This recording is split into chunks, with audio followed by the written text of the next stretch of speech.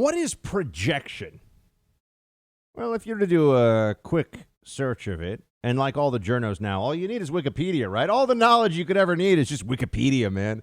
You do a quick search of it for definitions online, you'd find out that, quote, psychological projection is a defense mechanism in which the human ego defends itself against unconscious impulses or qualities by denying their existence in themselves while attributing them to others. For example, a bully may project their own feelings of vulnerability onto the target, end quote. So projection is very useful in understanding a lot of different human interactions. You see in other people what you yourself are doing, and this is obviously quite damaging. This is not something that leads to happy and healthy outcomes for people. But if you're looking for some wow, A-plus projection, Bernie Sanders, he's out there now, he's all saying, you gotta vote for Biden, 'cause it's Bernie's night, and the mood is right for socialism. Bernie's out there telling you that you gotta vote Biden, and part of it is that the big, bad, mean Republicans under Trump are going to rig the election.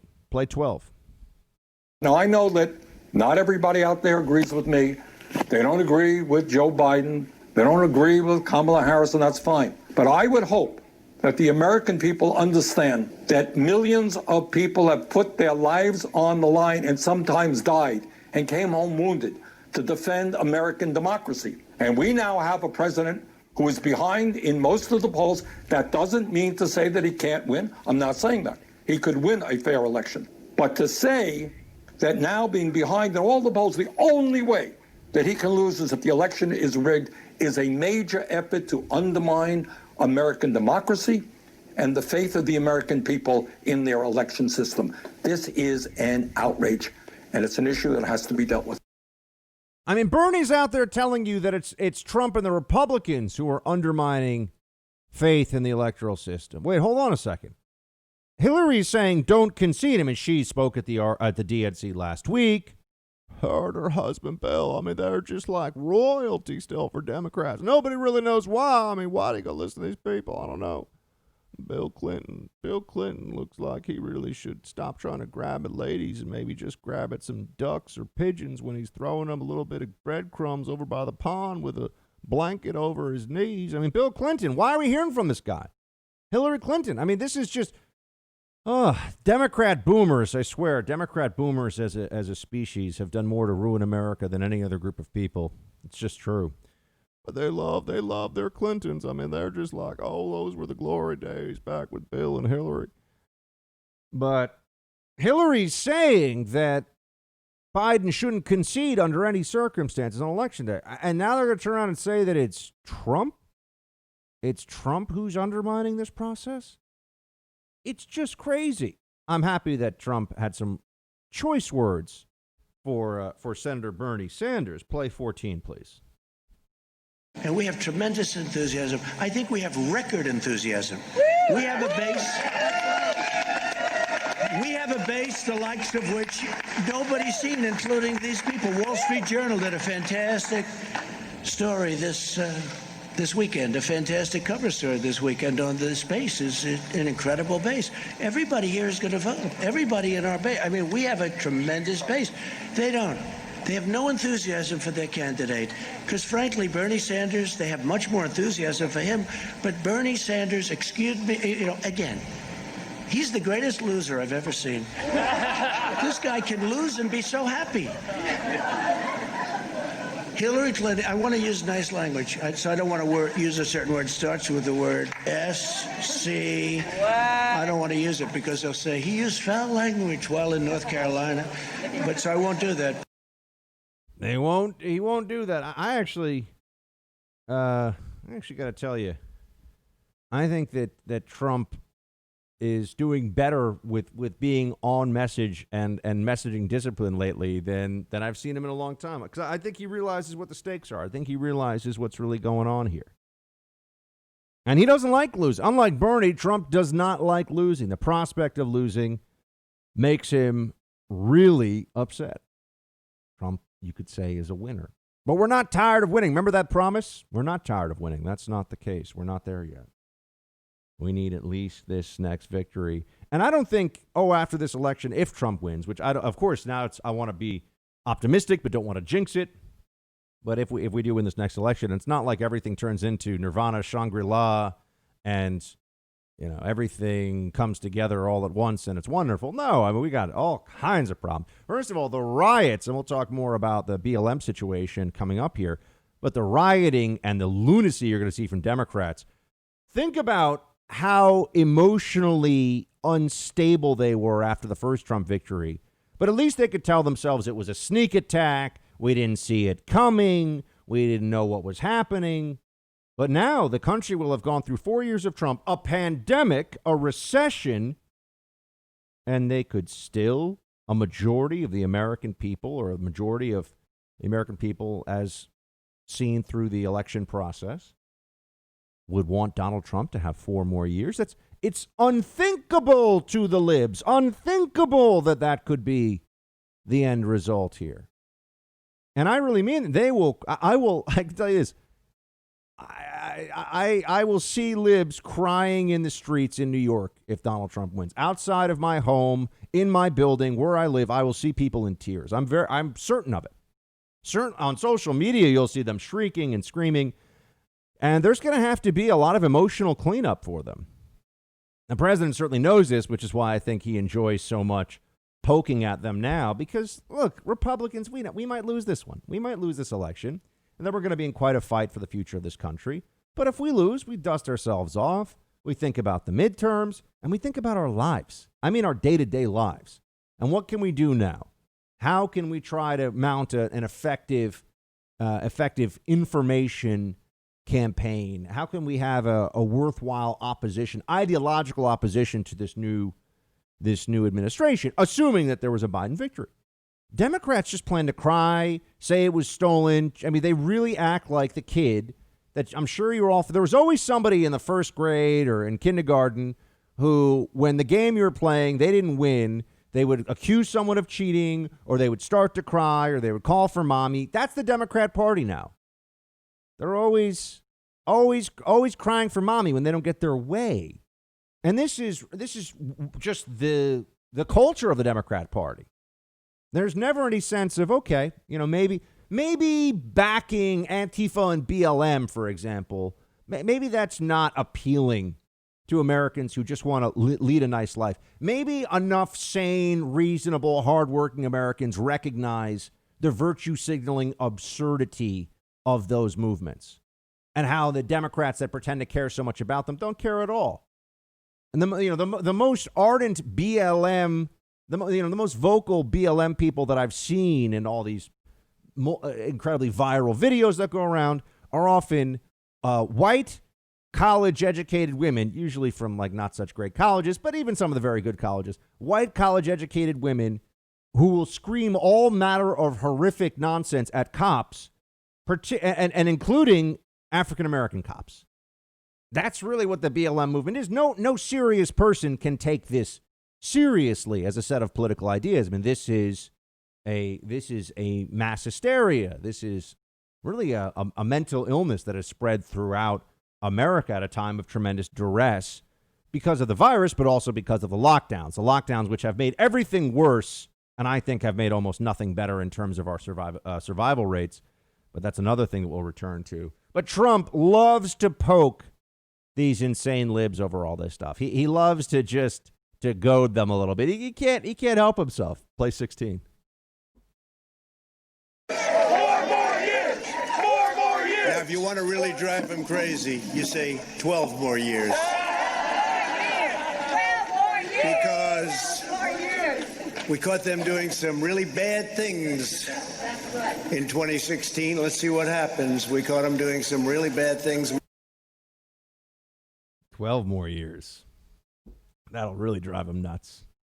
The president understands who the opposition is.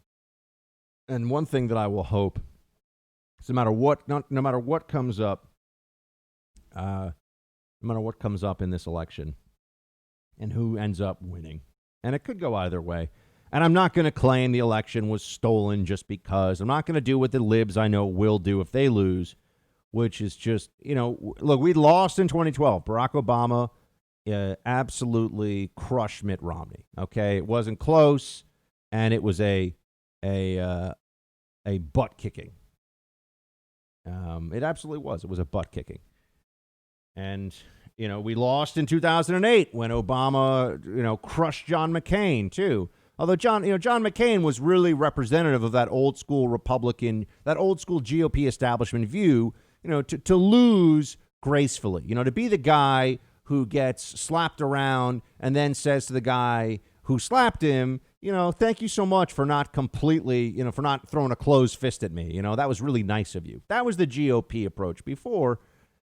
But we didn't say that those elections were stolen. We didn't say that wasn't a mainstream Republican or conservative talking point. I can guarantee you that will be if Trump wins. I can guarantee you that will be the way they justify to themselves, because otherwise they might have to look at some of what we've been talking about here, which is that the Democrat Party has completely lost its mind. I mean, this is not a party of people that you can sit down and have a normal conversation with. And we're seeing this, and they're just pretending it's not there. They're pretending that what we see, hundreds, if not thousands, if not tens of thousands of people in Seattle, in San Francisco, in Portland, in Chicago, in New York, name a city, in Kenosha, Wisconsin now.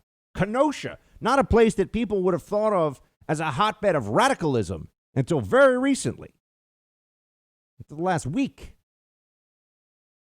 Democrat plan with all that is to pretend that it's not happening or somehow not representative of a larger malady, a larger sickness from within the Democrat Party.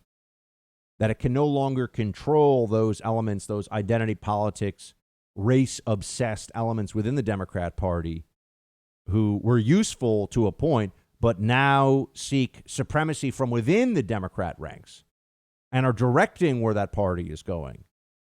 There's a little bit of a Dr. Frankenstein situation here with, Antifa and BLM. They like these movements, but now they realize they can't stop these movements. And so what do? They ignore them. They pretend that they're not representative of something bigger from the Democrat ranks. But Americans can see, and we understand. What does COVID-19 have to do with losing your home? Well, the FBI says that cybercrime is up 75%.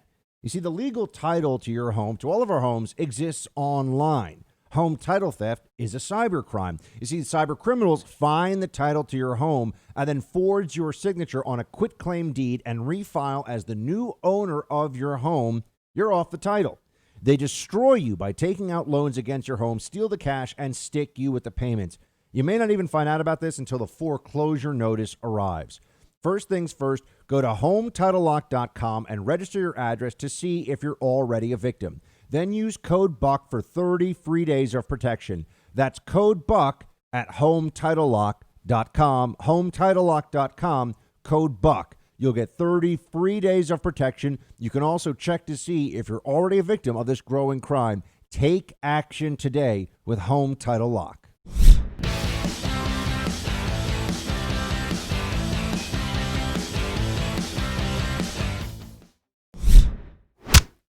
Joe Biden and the Democratic Party have been overtaken by the radical left.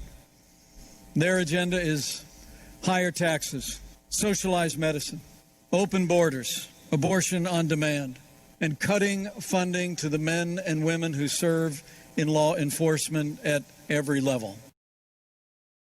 The radical left is absolutely calling the shots from the Democrat Party, which you can see just from what's going on in Kenosha. Some updates for you on that one. Look, Wisconsin is in play too. This is a state that I think the president is looking pretty good to win. Not based on the polling, just a gut feeling. I'm just going to go with my gut on that one. But I've got to also tell you that we're seeing now additional video. Okay, a couple of updates on the Jacob Blake case first, then we can get into the radical left. Jacob Blake is now paralyzed from the waist down. They're not sure if it's permanent. Remember, he was shot 7 times. And they keep referring to him being shot in the back. And I think that is true, right? That is factual. What is left out of that being shot in the back is that police were in contact with him, trying to pull him away from his car. And they weren't shooting him in the back because he was fleeing from them, like far away, and they just shot him. They shot him because he would not stop, and they were concerned. I'm sure this will come up in their defense, that he could reach for a weapon. If you're holding somebody by a T-shirt that they're wearing from right behind, and they're reaching into their car and could get a weapon, the speed with which they could turn and shoot you is, if they're reasonably practiced and know less than a second. Less than a second. Think about it yourself. Grab, turn, bang. There's a video that you can see that circulates often about this, where a guy who had 2 cops on him during a traffic stop managed to wrestle 2 cops off of him, run into his driver's side of his car. It's a famous video that's been seen. It's a really stark and grisly reminder to law enforcement about why they've got to be careful with this stuff. This guy throws 2 cops off him, runs. They both got weapons. Runs to his car. The assailant here, the criminal, runs to his car. There's a police squad car behind it. It's on the side of a highway. Reaches into the car to grab a weapon, and unfortunately the 2 cops are so panicked that one kind of runs into the other. They collide, and that gives the guy just enough time to get his gun. He shoots both the cops. So it went from 2 police putting this guy in cuffs in custody, everything is calm, to this guy has a gun in his hand shooting those 2 officers in a matter of seconds. Does anyone factor that into their thinking in the media about what happened here with Jacob Blake? Jacob Blake had outstanding warrants, including for sexual assault. Jacob Blake was a criminal, folks. Yes. That is a fact on the record. This guy was a wanted criminal with an outstanding warrant, and now there's additional video that shows that cops were trying to wrestle with him on the ground, and he wrestled away from police. Remember, no pressure holds, no choke holds. It's just a strength contest now between the cops and the criminal, right? It's a strength. The cops have all kinds of accountability, and they're going to be held to account for every decision. The criminal, all you need is a Soros prosecutor. If the criminal buries a screwdriver in the cop's shoulder to get away, the Soros-backed DA can just say, oh, well, he panicked for a second. He's not a bad guy. This is what we're doing. We're creating an imbalance between law enforcement and the criminals in favor of the criminals. And we're going to pay the consequences all throughout society. But so now Jacob Blake, there's additional video, shows him struggling with cops. This guy has been arrested numerous times before, outstanding warrant for his arrest. And ultimately, you have to ask him questions here. Is it now going to be the policy, when Joe Biden and Kamala Harris talk about, we need federal police reform and blah, is it going to be the policy that if somebody can out-wrestle a cop, they then have the right to go to their car, the cop has to assume there's no weapon in the car, and the person just gets to drive away? Is that how law enforcement's going to go? That's how this is supposed to work? At best, this guy thought that he could just leave cops with they had their guns drawn on him because he had already wrestled them. We're always being forced to talk about this like it's just a random thing. This guy just got shot in the back. No reason. No. Lies. He was a criminal, resisting arrest, refused commands. They had their weapons drawn, and the law enforcement officers were in fear for their lives. That much seems very clear at this point. But has that stopped any of the looting? No, of course not. Because the facts don't matter.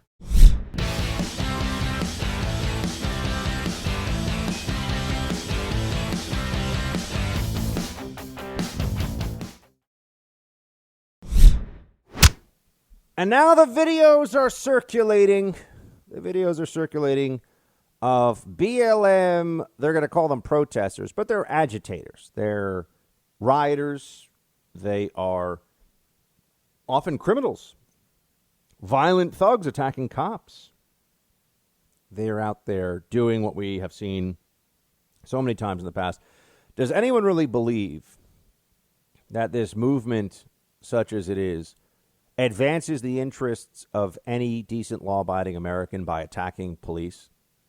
Someone should explain to me the morality. Someone should explain the moral calculation of why in Kenosha, Wisconsin, a black man is shot by cops who is resisting arrest and refusing to comply.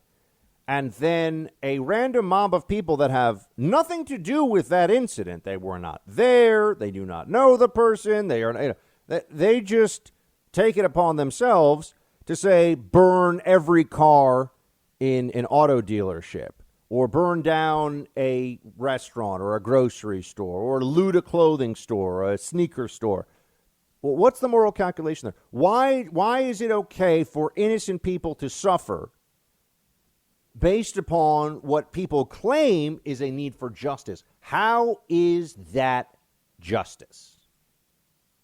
And how will it help to achieve justice?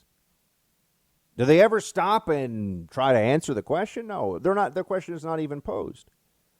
Democrats do what they've always done. They say it was mostly peaceful. Next question. There were peaceful protesters there. Let's just talk about that. Other than that, how was the play, Mrs. Lincoln? Right? I mean, John Wilkes Booth was a mostly peaceful theater watcher until he wasn't.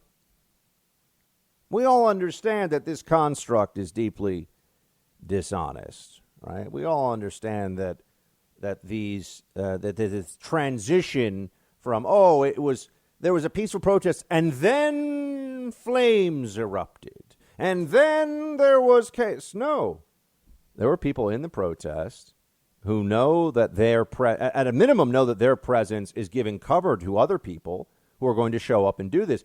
If the Tea Party back in 2011 or 2010, if the Tea Party had been a transition point for mass looting and violence, I can assure you, all you would have ever heard from the media is that the Tea Party is an insurgency against America trying to destroy this country. That's all you would have heard in the media. We all know this. And the claim, it was a mostly peaceful Tea Party protest, would not have in any way been acceptable as an explanation for this. Right. Now, what's funny, of course, is that the Tea Party was entirely peaceful the whole time, all of it. Every rally, every gathering you saw of the Tea Party, no violence, no destruction, And not only that, they cleaned up after themselves. I remember when the Tea Parties were happening, and you could have thousands of people gathering, and then it's like afterwards they were breaking people up into teams to clean up any refuse left behind. That's protesting, or that's demonstration. That's peaceful assembly. Don't expect chief waitlisting correspondent. I'm sorry, that's a Tucker line, but I do think it's funny. Don't expect Cuomo over at CNN to understand the real implications of the First Amendment. Here he is on how, protesting in church, totally, it's totally different. Play 3. I want to go to church. I miss going to church. I understand there's a pandemic. You know who else does? My priest understands it. Oh, but you can protest. One has nothing to do with the other. You are dealing with people who are responding in this country to outrageous acts of social injustice. Mm-hmm. To say, well, it's the same as going to church. No, it isn't. If you told people they couldn't protest, if you invoked martial law about these types of situations, you would have chaos. Mm-hmm. And he knows it. So it's sad that he feels that he has to stoke this kind of animus in this country. Who's stoking the animus? What idiocy is this? I mean, this guy is really, what a fraud. First of all, the similarity, the reason people bring up going to church and protest, because Chris Cuomo is a lawyer, he should know this, is the First Amendment to the Constitution. Right? The First Amendment. Where does it say people have to be peaceful? He also asked rhetorically on national TV, and people said, in the Constitution. That's where it says. What's this whole peaceful assembly thing? Yeah. Read the Constitution, you incredible ignoramus. But, and then this, the slick, the smooth transition to a justification for, we can't have churches open, but people have got to protest because of the extreme injustice. The extreme injustice? What is that? That means so the virus doesn't affect you because of extreme injustice? These people have no standards. CNN anchors have no standards. They just say whatever they have to say for their audience of idiots who all think, oh, I went to college, I'm so smart, Oh, I work in media relations at a tech company, I'm a genius. Oh my gosh, I'm like a third-tier lawyer at some left-wing firm that might as well just be running a George Soros operation. Oh, I watch CNN. It's mind-blowing, the lack of intellectual rigor that is on the air over there all the time. But it's true. Don Lemon is a moron. Chris Cuomo is obviously not very bright. There's plenty of this. This is not new. This is not surprising. But look at that. Oh, because of the injustice, people have to protest. There's a pandemic that we are told is killing people. And what we are seeing is acts of barbarism on the street that have no chance whatsoever of making this country better or more just or fair. Why doesn't CNN go and interview some of the people who have lost their businesses, who have lost their jobs because where they used to work was looted? No, they don't care about any of that. That does not matter to them. And then you have other major celebrities out there who are advancing this narrative, advancing the narrative that we are in a deeply evil and racist society. Here is LeBron James, who I believe his quote after the George Floyd shooting was that black people are hunted every time they leave their houses. By police is the implication, which is just, again, this is lunacy. I mean, this is not based in any reality that you could measure or see or is around us, but this is what is said. This is the narrative. And here he is, one of the most famous and wealthy and influential people in the world, who is a black American. Here he is telling us that, his thoughts on the Jacob Blake shooting. Play 5. Quite frankly, it's just fucked up in our community. And I know people get tired of hearing me say it, but we are scared as black people in America. Black men, black women, black kids, we are terrified because you don't know. You have no idea. You have no idea how that cop that day left the house. You don't know if he woke up on the good side of the bed. You don't know if he woke up on the wrong side of the bed. You don't know if he had an argument at home with a significant other. You know if one of his kids said something crazy to him and he left the house steaming. Or maybe he just left the house saying that today is going to be the end for one of these black people. That's what it feels like. Maybe he left the house, as LeBron James says, and figures it's just going to be the end for one of these black people. Just going to go out and commit a racist murder. The cop is going to go out and commit a racist murder, which also ruins the cop's life, right? And let's be clear, even if the cop under these circumstances is entirely justified in a shooting, never mind the actual racist murder that LeBron James conjures out of thin air, just based upon whatever, the cop's life is probably still ruined. But he believes that. LeBron James believes that. Now, look, LeBron James is a world-class athlete and is worth close to $1 billion. He's not a scholar, and he's not an expert on law enforcement, that's for sure, or the Constitution, or the law, or really anything that does not involve athletics. But what he's saying is really terrifying because people are going to hear this. A lot of impressionable people across America are going to hear this and think that it's true. And what he leaves out of the formulation that he comes up with is that the individual here, Jacob Blake, was resisting arrest, right? Made an affirmative decision that he's going to fight cops, going to physically get into it with cops. He's wanted for sexual assault, which is a felony, a serious crime, among other crimes that he's already committed. And he's not going to comply with law enforcement officers. And he thinks that he's allowed to just drive away. If someone is allowed to just drive away when cops have their guns drawn and say freeze, if that person goes, no, I'm just going to get in my car and drive away now, we don't have rule of law. We don't have law enforcement. It's a joke.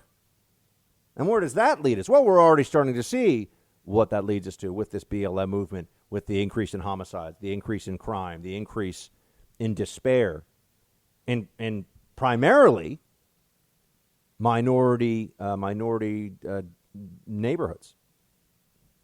That's what you're seeing. It's already happening. People are dying because of this false narrative that's out there. But LeBron James, is LeBron James worried? Is that what he's telling me? Is he worried every time Don Lemon went on air. Don Lemon, who has a multi-million-dollar home in the Hamptons, I know that for a fact, has a multi-million-dollar home here in Manhattan. I mean, this guy is probably worth 20 or 30 million bucks at this point, I'd guess.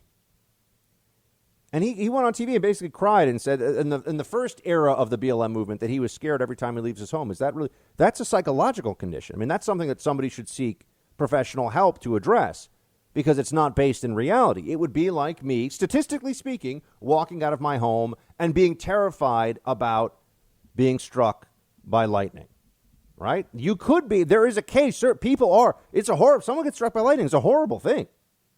It's a horrible thing. But it would not be reasonable. It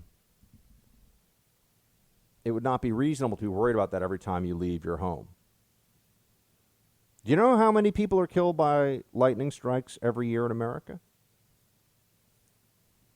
About 50. About an average of close to 50 people a year, according to the government weather advisory. So you got about 50 people. You got a few. More people in America. This is a fact. More people in America are killed by lightning strikes every year, considerably more this year, than unarmed black men are killed by cops every year. Now, I know these are two wildly different things, but that's how this is less common than getting killed by lightning. That is the truth of the BLM narrative's whole, oh my gosh, we're terrified when we go outside our homes thing. You are more likely to be killed in this country by a lightning strike than you are to be an unarmed black man who is killed by law enforcement. And how many months now have we had tumult in this country? How many months have we seen this continued rioting and looting and destruction? I'm just giving you facts. Oh, I know the media doesn't like facts and they don't line up with what they want to believe. If you want to be terrified all the time about lightning strikes, that's up to you. But if you want to control my life or if you want to burn down my business because you're so worried about something that is less likely than a lightning strike killing a human being, we're going to have a talk about your rationality, your sanity, your sense of what is fair.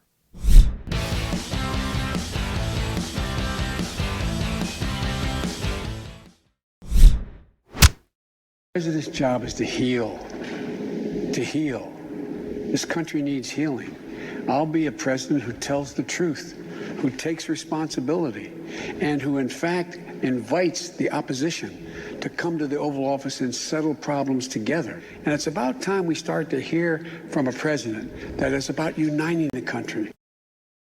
It is not going to fly that the Democrats get to have their paramilitary wing out in the street destroying things and threatening people, and then Biden gets to present himself as the great uniter. I'm sorry, I'm not going to play along with this.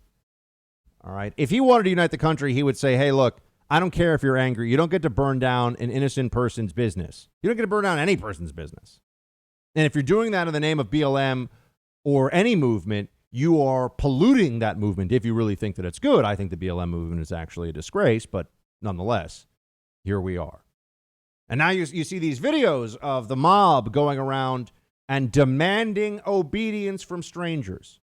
You can see this on social media that they will walk up to a couple having dinner or having lunch, and they're singling out white couples for this, of course, which we're not supposed to believe there's any racial animus in this, right? But people will come up to you, a mob will come up to you and say that you better raise your fist in support of Black Lives Matter. You better say Black Lives Matter. Say what we want. Show us your political obedience, or we will menace you. or we will ruin your evening, or we will shout slurs and profanity at you in front of your girlfriend, your wife, in front of your husband, your boyfriend. We'll disturb your meal. You're not allowed peace. They say no justice, no peace. What they mean is no power, no peace. Do as they say, or else. You bend the knee, or they will push you to your knees. That's what we keep seeing. That's what is happening in cities across the country. And this is not new. I remember in New York here, one of my favorite brunch places in the Murray Hill neighborhood, they had a whole in the first BLM movement era years ago, they had BLM activists run inside and just start shouting at everybody about how this was, like white supremacy to be having brunch and you should be out wanting justice for Mike Brown. This is all idiocy, folks. This is all absurdity. It doesn't make anything better. It doesn't help anyone. It's just emotional venting that actually obscures the real problems of society. Actually does not handle. Cops are not a huge problem in society. Cops are what keeps our society together.